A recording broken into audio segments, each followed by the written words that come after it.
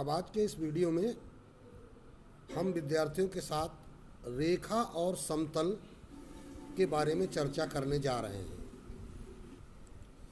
यह अध्याय अंतरिक्ष में सरल रेखाओं के बारे में है और अंतरिक्ष में स्थित कोई रेखा तथा समतल की जब हम तुलना करते हैं या उनको एक पास लाते हैं तो हमारे पास तीन स्थितियां उत्पन्न होती हैं।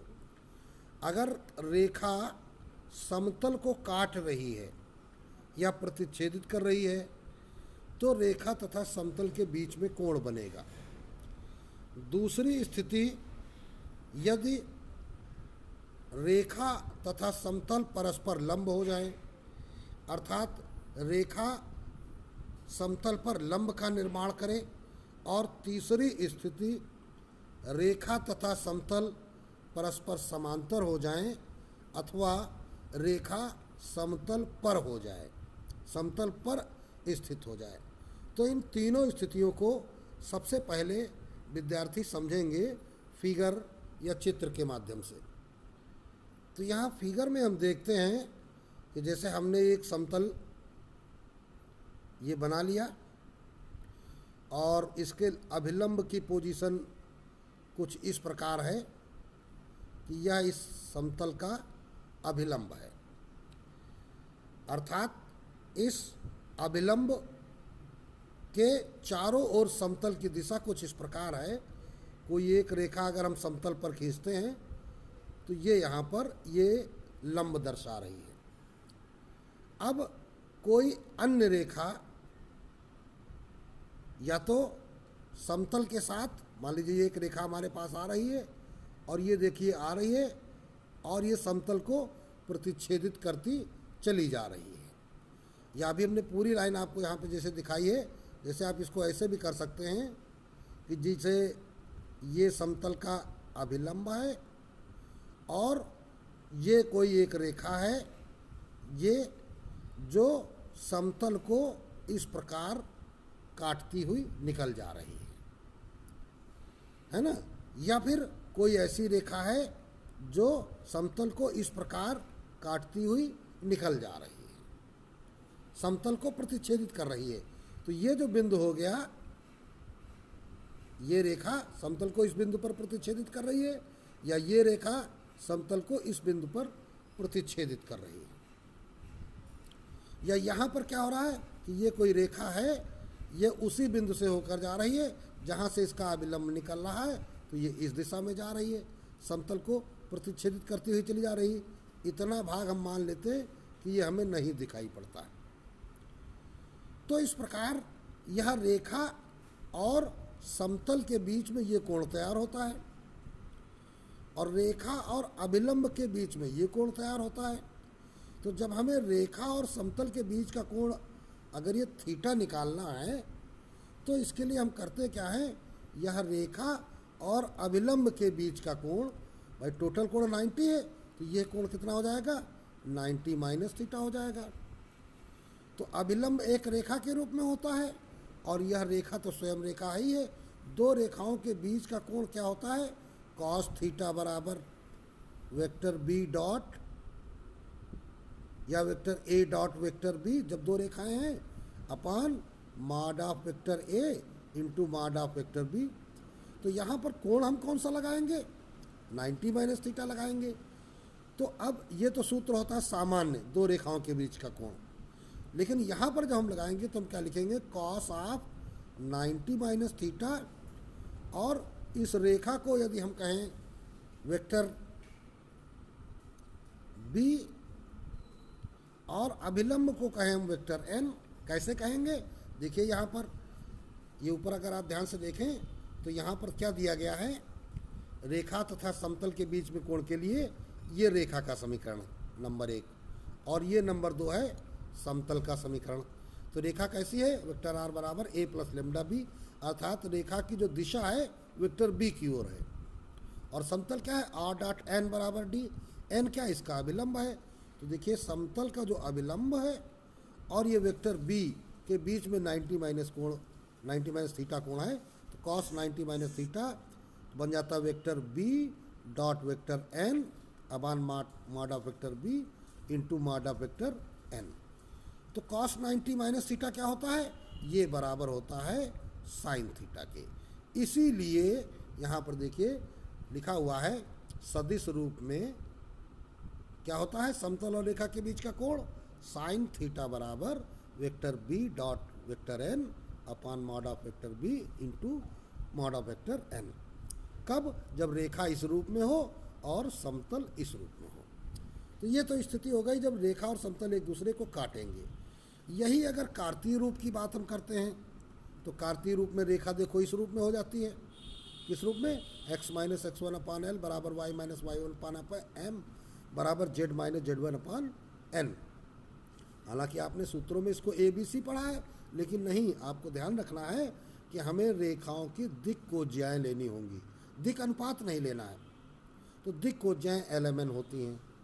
तब कार्तीय रूप के लिए क्या होगा? रेखा और समतल के बीच का कोण साइन थीटा बराबर AL BM plus CN upon root of L square M square N square का योग और into under root of A square B square C square का योग। और यहाँ समतल किस रूप में है? कार्तीय रूप में AX plus BY plus CZ plus D बराबर 0। तो कभी भी आपको यदि रेखा और समतल के बीच का कोण निकालना है तो ये ध्यान रखना होगा कि जो ये कोण होगा वो सामान्यतः दो रेखाओं के बीच जब हम कोण निकालते हैं या दो समतलों के बीच जब कोण निकालते हैं तो वहाँ कॉस थीटा का यूज़ किया जाता है। लेकिन जब रेखा और समतल की बात करी जाएगी तो ये कॉस 90 माइनस थीटा बन जाता है, क्योंकि हमें निकालना ये थीटा है और सूत्र हम जानते हैं इन दो रेखाओं के बीच के कोण का। तो दो रेखाओं के बीच कॉस 90 माइनस थीटा है तो cos 90 minus theta sine theta बन जाता है। तो इस प्रकार ये थीटा की वैल्यू निकालने के लिए साइन थीटा की वैल्यू हम निकालते हैं। तो साइन थीटा बराबर ये सूत्र हमारा बन जाता है। तो ये तो पहली स्थिति हो गई जब रेखा समतल को प्रतिच्छेदित करती है। अगली स्थिति में क्या है कि मान लीजिए हमारा ये समतल है, इस समतल का ये अभिलंब है और कोई अन्य रेखा है जो इस दिशा में जा रही है।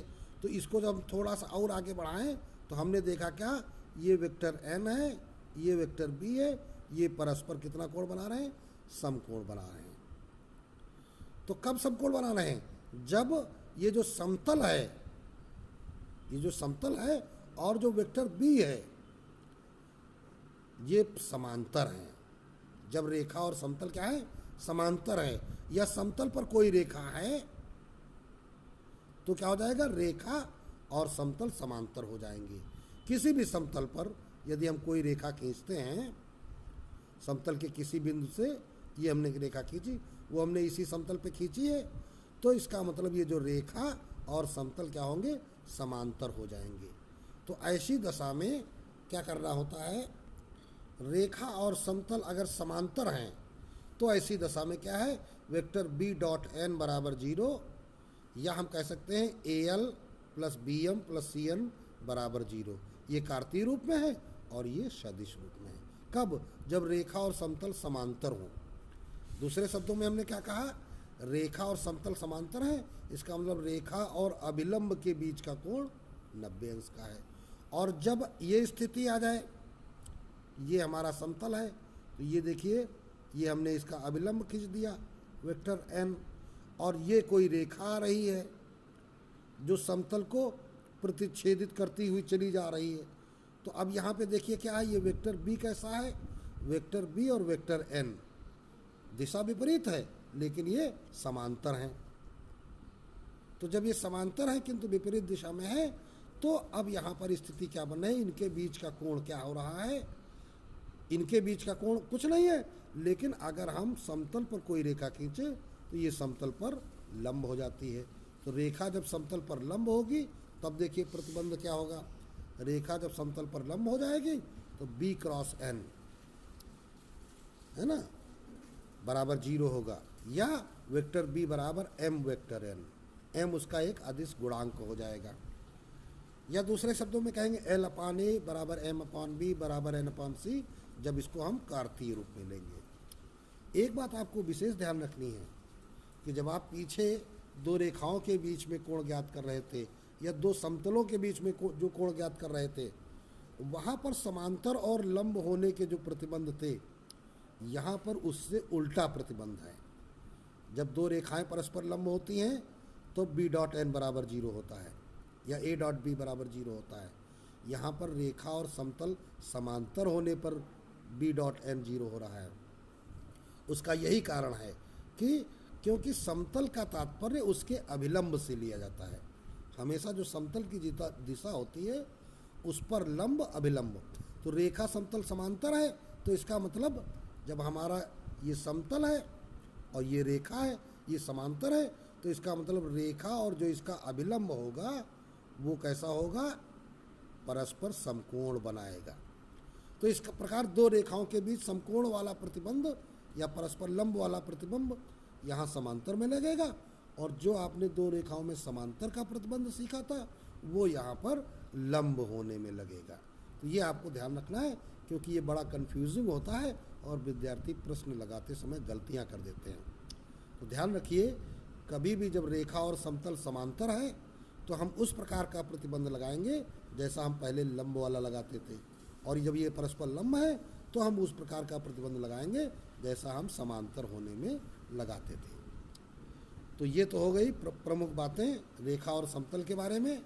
3 स्थितियां हमने देखी कि रेखा और समतल या तो एक दूसरे को काटेंगे, या तो एक दूसरे के समांतर होंगे, या तो एक दूसरे के लंबवत होंगे। अब चलते हैं अभ्यास के प्रश्नों की ओर। अब यहाँ पहला समीकरण में देखिए क्या है। पहले सवाल में रेखा है, वेक्टर आर बराबर इतने प्लस एम इंटू इतने, तथा समतल दिया गया है वेक्टर आर बराबर के बीच का कोण ज्ञात करना है। तो हम लिखेंगे क्या, प्रश्नानुसार रेखा का समीकरण वेक्टर आर बराबर I cap plus 2j cap minus k cap plus m of I cap minus j cap plus k cap. तो इसको नंबर 1 डाल देते हैं। और क्या बताया गया है, तथा समतल का समीकरण vector R dot 2i cap minus j cap plus k cap बराबर 4, ये हो गया। तो अब यहाँ पे तुमको करना क्या होगा, अतः रेखा से हमको वेक्टर b निकालना है। तो क्या होती है रेखा, रेखा r बराबर a प्लस एम बी से तुलना करने पर, तो वेक्टर b बराबर क्या आ गया, I cap minus j cap plus k cap. चाहो तो ब्रैकेट में लिख दो r बराबर a plus m vector b से तुलना करने पर, तथा समतल से हम निकालेंगे क्या, वेक्टर n। तो वेक्टर n क्या होता है, r डॉट n बराबर d, n बराबर 2i cap minus j cap plus k cap. लिखेंगे क्या, वेक्टर r डॉट n बराबर d से तुलना करने पर। तो b और n निकल आया। अब रेखा और समतल के बीच का कोण हम निकाल लेंगे। तो आता है रेखा तथा समतल के बीच कोण के लिए क्या होता है सूत्र, साइन थीटा बराबर vector b dot vector n upon mod of vector b into mod of vector n। तो b डॉट n निकालने के लिए वेक्टर b की वैल्यू रखते हैं। तो वेक्टर b की वैल्यू क्या है, I cap minus j cap plus k cap dot 2i cap minus j cap plus k cap upon root of b का modulus 1 square plus minus 1 square plus 1 square into n का modulus 2 square plus minus 1 square plus 1 square. तो इसको ही सरल कर लेंगे। तो ये आ जाता है हमारा साइन थीटा बराबर, इसका गुणा करो तो 2 एकम 2 माइनस माइनस का गुणा प्लस, एक एक कम एक, प्लस प्लस का गुणा एक एक कम एक, अपान एक एक एक, रूट 3 हो गया, इंटू 4 1 5 1 6, ये रूट 6 हो गया। तो बराबर 6 त्रिक बन गया 18, 18 का वर्गमूल 9 दूनी 18, 3 का बाहर आ जाएगा, 2 अंदर रह जाएगा, तो बराबर 4/3 अंडर रूट 2, 3 बाहर निकल आएगा ना, ये आ गया हमारे पास साइन थीटा बराबर। तो अब क्या करेंगे, इसका परिमेयकरण कर देते हैं, अंडर रूट 2 का ऊपर नीचे गुणा कर देंगे, तो ये कितना आ जाएगा 4 अंडर रूट 2/3 दूनी 6, तो 2 दूनी 4, 2 तिहाई 6 कट जाएगा, तो ये आ गया साइन थीटा बराबर 2 अंडर रूट 2/3। अब क्या लिखेंगे, अतः रेखा व समतल के बीच कोण थीटा बराबर, तो थीटा बराबर साइन का उधर पक्षांतर हो जाएगा, साइन इनवर्स 2 अंडर रूट 2/3, ये आपका रिजल्ट हो जाएगा। तो इस प्रकार ये प्रश्न आपका कंप्लीट हो गया। अब अगला प्रश्न कार्तीय रूप में है। दूसरा प्रश्न, बिंदुओं 3 -4 -2 तथा 12 2 0 को मिलाने वाली रेखा और समतल के बीच का कोण ज्ञात कीजिए। तो लिखेंगे क्या, प्रश्नानुसार बिंदुओं 3 -4 -2 तथा 12 2 0 को मिलाने वाली रेखा का समीकरण। तो दो बिंदुओं को मिलाने वाली रेखा का समीकरण क्या होता है, x - x1 अपान x2 - x1 12 - 3 बराबर y - y1 + 4 बटे y2 - y1 2 + 4 बराबर z - z1 - 2 है, +2 हो जाएगा, बटे z2 - z1 0 + 2। तो या फिर ये क्या हो जाएगा, x - 3 बटे 12 में 3 गया 9, y + 4 बटे 4 2 6, z + 2/2, ये आ गई रेखा। तथा समतल का समीकरण 3x - y + z, अब बराबर 1 दिया है तो -1 बराबर 0 कर लो, ये हो गया समतल। तो रेखा और समतल तुमको मिल गई। अब इनके मानक रूप से तुलना करा दो। लिखेंगे क्या, रेखा तथा समतल की तुलना उनके मानक रूप से करने पर। अब रेखा का मानक रूप क्या होता है, x - x1 अपान a बराबर y - y1 अपान b बराबर z - z1 अपान c। लेकिन यहाँ पर हमें किस स्वरूप वाली रेखा चाहिए, x - x1 अपान l, y - y1 अपान m, z - z1 अपान n। तो यहाँ पर क्या निकल आएंगे, l बराबर 9, m बराबर 6, n बराबर 2। तथा समतल में देखो, समतल में हमारा क्या निकालना जाता है, ax + by + cz + d बराबर 0, a बराबर 3, b बराबर -1, c बराबर 1 और d बराबर -1। तो रेखा और समतल के बीच का सूत्र लगा दो। अतः रेखा और समतल के बीच कोण के लिए सूत्र होता है साइन थीटा बराबर क्या होता है, AL + BM + CN upon √L² plus M square plus N square into under root of A square plus B square plus C square. अब वैल्यू पुटअप करके सरल कर दीजिए तो बराबर ए है 3, एल है 9, प्लस बी है -1, एम है 6, प्लस सी है 1, एन है 2, upon root of 9 square plus 6 square plus 2 square into root of 3 square plus -1 square plus 1 square. तो बराबर 9 त्रिक 27 -6 कम 6 प्लस 2 1 कम 2 बटे under root 81 plus 36 plus 4 into under root 9 plus 1 plus 1।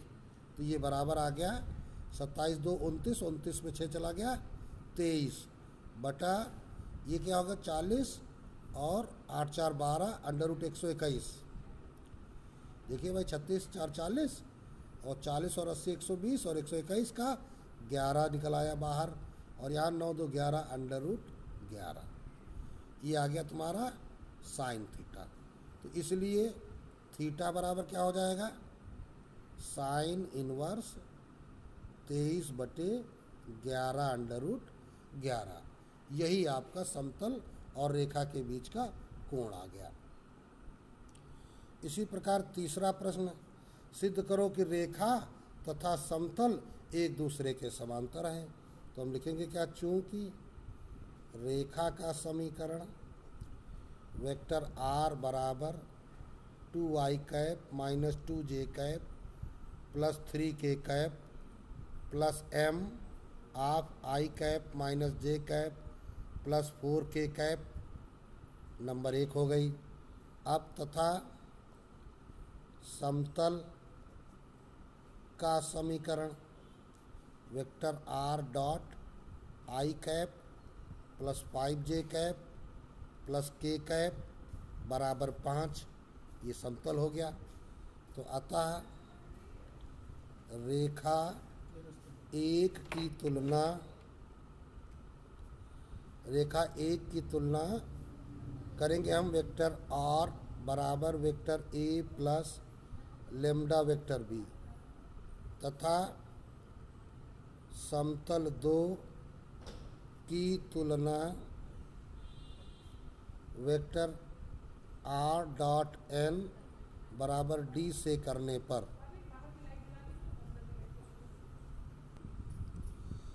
तो अब देखिए यहाँ पर वेक्टर r बराबर a प्लस लेमडा b है, तो ये वेक्टर b है और ये इसका वेक्टर b है।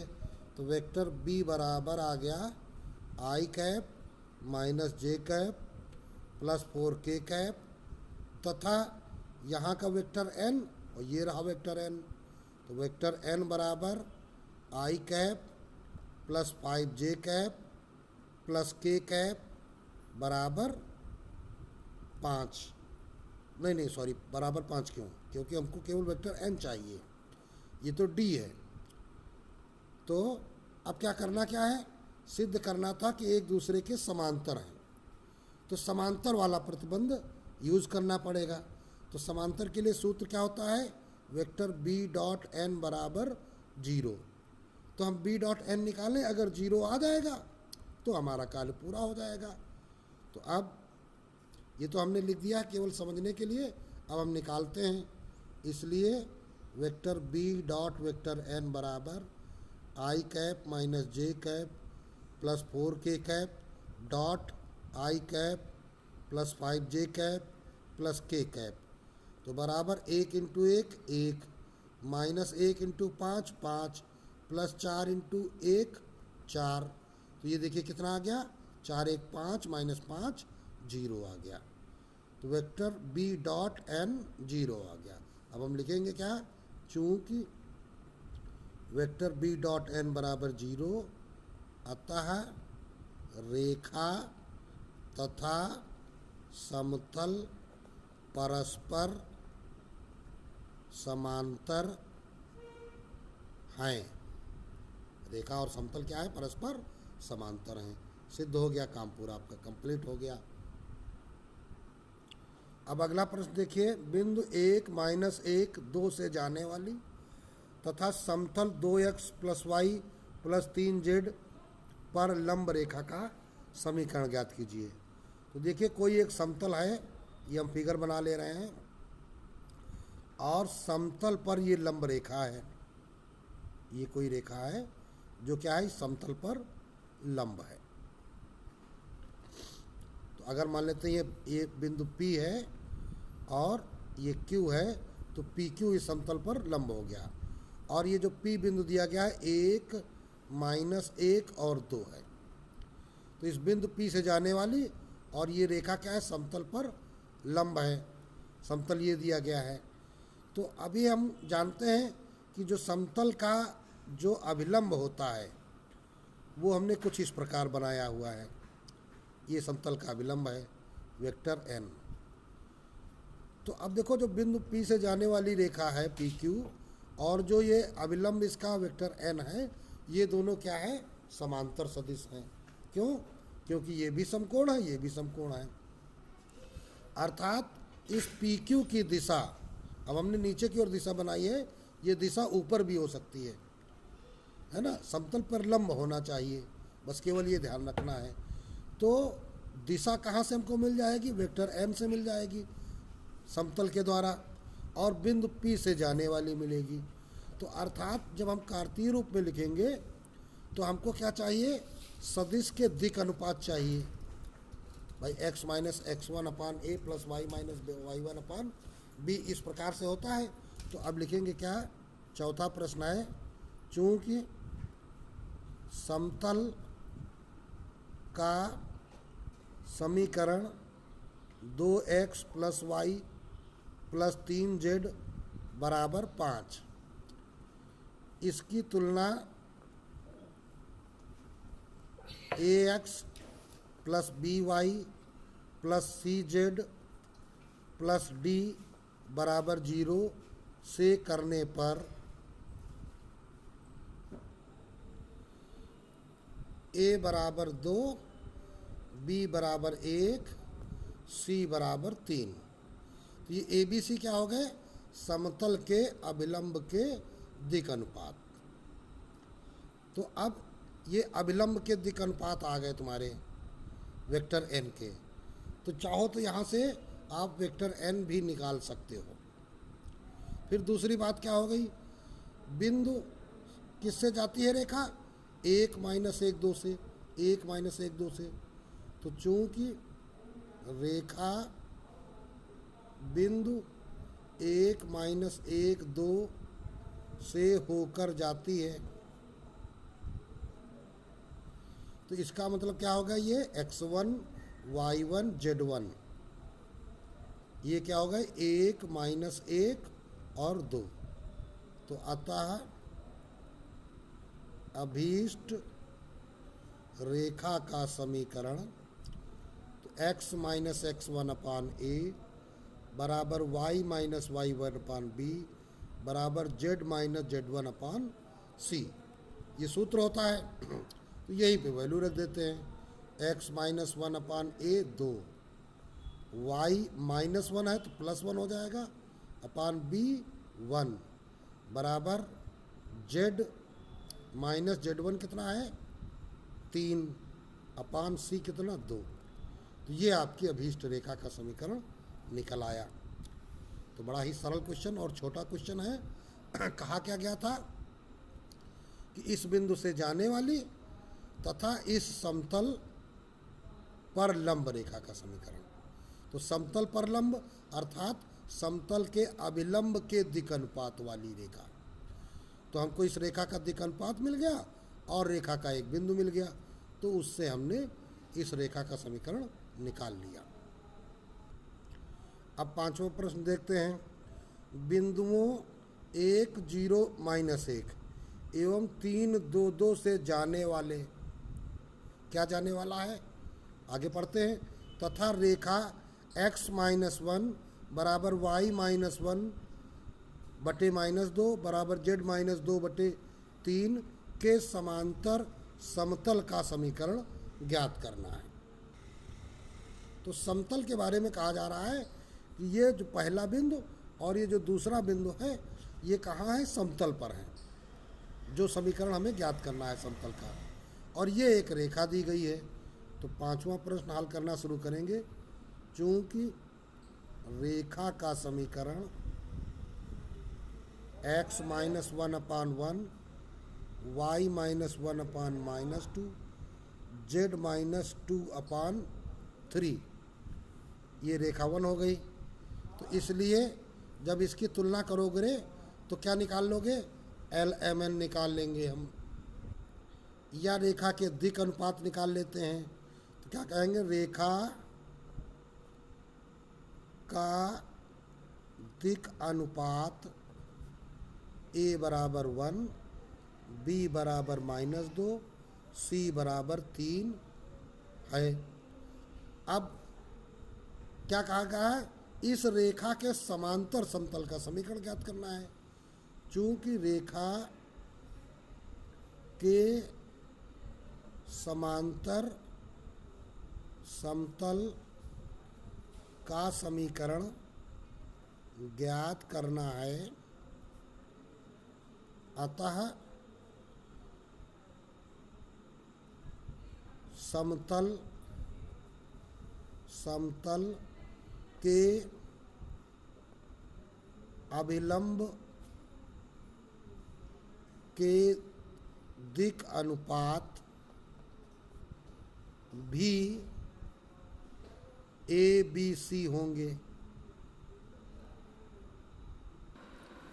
लेकिन यदि हम यहाँ भी ABC लेंगे और इन्हें भी ABC कहेंगे तो दिक्कत हो जाएगी पहचानने। और दूसरी बात, जब ये हमें समतल मान लीजिए दिया गया है तो इसका ये अभिलंब होगा और रेखा समतल के समांतर है, तो इसलिए इन दोनों के बीच कोण जो होगा वो लंब वाला हो जाएगा, समांतर नहीं होगा। तो दिक् अनुपात अलग अलग होंगे। तो हम सीधे सीधे क्या कहेंगे, ये लाइन हटाते हैं,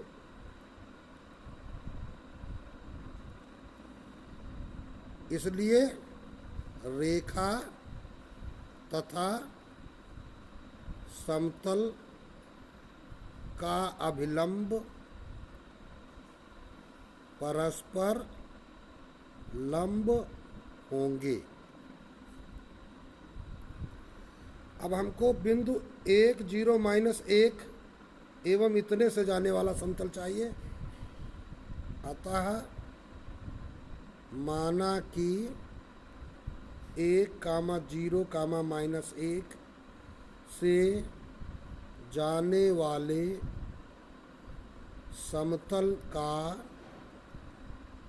कार्तीय समीकरण, तो समतल का कार्तीय समीकरण क्या होता है, A of x minus x1 तो हो गया 1, plus B of y minus y1 तो हो गया 0, plus C of z minus z1 तो -1 है तो +1 बराबर 0। इसे नंबर 1 डाल देते हैं। यहाँ ABC हमने कैपिटल लेटर में ले लिया क्योंकि यहाँ पे रेखा के दिक् अनुपात ABC स्मॉल लेटर में ले लिए थे, ठीक है ना। अब दूसरी बात क्या हो जाएगी, अभी क्या हुआ था, रेखा समतल का अभिलंब परस्पर क्या हो जाएंगे, लंबवत होंगे। तो लंब होने में गुणक क्या हो जाता है, इन दोनों का जो है गुणनफल 0 हो जाता है। अतः रेखा को 1 कहा था, समतल को 2 कह दो। वह समतल लंब होने पर क्या हो जाएगा, A into A plus B into B plus C into C बराबर 0। तो वैल्यू पुटअप कर दीजिए। तो कैपिटल A यहाँ पर क्या है, A है, स्मॉल a क्या है 1, plus B into -2 plus C into 3 बराबर 0। तो A minus 2B plus 3C बराबर 0। ये हो गया नंबर 3। तथा जो ये तुम्हारा समतल जिसको नंबर 2 डाला है, यह समतल पर बिंदु, एक दूसरा बिंदु भी था प्रश्न में 3, 2, 2, तो क्या लिखेंगे, बिंदु 3, 2, 2 भी स्थित है। तो इसलिए अब ये क्या करो, एक्स वाई जेड के मान x बराबर 3, y बराबर 2, z बराबर 3 समतल 2 में रखने पर, तो समतल 2 तुम्हारे पास है क्या, a ऑफ x माइनस 1, तो a ऑफ x की जगह 3 minus 1 plus b of y minus 0 तो 2 minus 0 plus c of z plus 1 तो 3 प्लस 1 बराबर 0।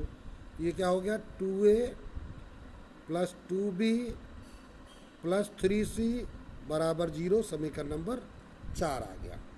अब इन समीकरण 3 और 4 को हल करना है। दो समीकरण हैं, ए बी सी के मान निकालने हैं। तो समीकरण 3 व 4 से, तो अब 3 चर वाले जब दो समीकरण हो उन्हें हल करना हो तो वज्र गुणन क्रिया द्वारा उनको हल किया जाता है। तो वज्र गुणन क्रिया के लिए क्या करते हैं, चरों को हम इस प्रकार लिख देते हैं और गुणांकों में पहले b के गुणांक तो -2, 2, फिर c के गुणांक 3 और 3, फिर a के गुणांक 1 और 2, फिर b के गुणांक -2 और 2। इस प्रकार लिखकर क्या लिखते हैं, वज्र गुणन द्वारा क्या हो जाएगा, a अपान ये गुणा माइनस ये गुणा, तो 2/3 6 माइनस का और -2/3 6 बराबर b अपान ये गुणा माइनस ये गुणा, तो 3 दूनी 6 माइनस 3 1 कम 3 बराबर c अपान ये गुणा माइनस ये गुणा, तो 2 1 कम 2 माइनस माइनस प्लस 2 दूनी 4 और इसको बराबर हम लेमडा मान लेते हैं। तो a बटे -12 हो गया, तो a बराबर क्या आ जाएगा, 12 लेमडा, कॉमा b बराबर 6 में से 3 चला गया 3 लेमडा, कॉमा c बराबर 4 2 6 लेमडा। तो आता है समतल का समीकरण। तो इसके लिए क्या करना पड़ेगा, ए बी सी के मान वहीं समीकरण 2 में रख दो जाकर। तो समीकरण 2 क्या है तुम्हारा, a ऑफ x माइनस 1 तो 12 lambda of x minus 1 plus b तुम्हारा है b ऑफ y माइनस 0, तो b की जगह 3 lambda of y minus 0 plus c है तुम्हारा 6 लेमडा ऑफ z प्लस 1 बराबर 0। तो अब इसको ही सरल कर दोगे तो तुम्हारे समतल का समीकरण आ जाएगा। तो पूरे समीकरण में लेमडा का भाग लगा दो तो हो जाएगा 12 of x minus 1 plus 3 of y minus 0 लिखने की ज़रूरत नहीं, प्लस 6 ऑफ z प्लस 1 बराबर 0। क्या किया, लेमडा का भाग लगा दिया, उधर 0 है तो उधर 0 हो जाएगा। तो 12x minus 12 plus 3y plus 6z plus 6 बराबर 0। तो 12x plus 3y plus 6z, 12x हाँ माइनस के 12 हैं और -12 प्लस 6 ये हो जाते हैं तुम्हारे -6 बराबर 0। एक बात यहाँ ध्यान देना है, ये माइनस के 12 हैं, a बराबर -12, तो ये -12 हो जाएगा। तो अब माइनस से चिन्ह बदलोगे तो और एक काम करना है, 3 से भाग भी चला जाएगा, तो माइनस से ये प्लस में भी हो जाएंगे, तो ये 12 6 18 हो जाएगा, प्लस का 18 हो जाएगा। तो माइनस से चिन्ह भी बदलो और 3 से भाग लगाओ, तो 3 चौको 12, 4x minus 1y minus 2z और माइनस 6 बराबर 0। तो इसको सही से लिख देते हैं, तो 4x minus y minus 2z बराबर 6। ये आपका अभीष्ट समतल प्राप्त हो गया है। तो इस प्रकार ये प्रश्न कंप्लीट हो जाता है।